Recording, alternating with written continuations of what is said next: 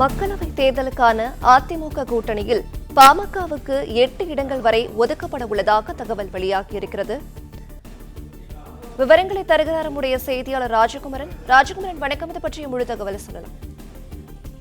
மக்களவை தேர்தலில் கூட்டணி அமைத்து போட்டியிடுவது தொடர்பாக அதிமுக மற்றும் பாமக இடையே கடந்த ஒரு 15 நாட்களாக தொடர்ச்சியாக பேச்சுவார்த்தை நடைபெற்று வருகின்றது.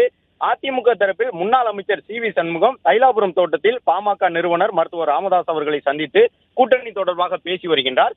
இந்த நிலையில் கூட்டணி தொடர்பாக நடைபெற்ற முதல் கட்ட பேச்சுவார்த்தையில் பாமக தரப்பில் 10 மக்களவை இடங்கள் ஒரு மாநிலங்களவை இடம் என்று பேச்சுவார்த்தையை தொடங்கியிருந்தார்கள். அதன் பிறகு தொடர்ச்சியாக நடைபெற்று வரக்கூடிய இந்த பேச்சுவார்த்தையின் மூலமாக தற்பொழுது மாநிலங்களவை உறுப்பினர் பதவி பாமகவிற்கு தர முடியாது என்கின்ற ஒரு நிலைப்பாட்டை அதிமுக மேற்கொண்டிருக்கின்றது. அதே நேரம் மாநிலங்களவை உறுப்பினர் பதவியை பாமகவிற்கு விட்டு தர முடியாவிட்டாலும் பாமகவிற்கு கூடுதலாக மக்களவை தொகுதிகளை வழங்குவதற்கு தயாராக இருப்பதாக பாமகவிடம் அதிமுக தரப்பில் வலியுறுத்தப்பட்டிருக்கின்றது.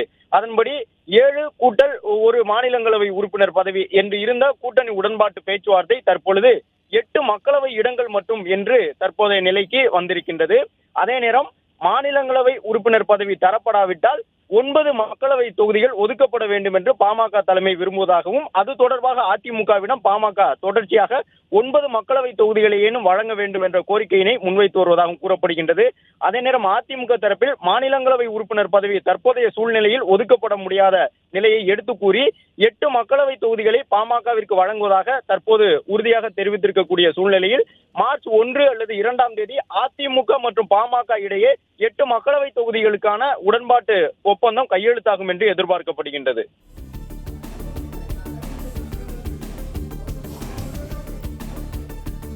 விவரங்களுக்கு நன்றி ராஜகுமரன்.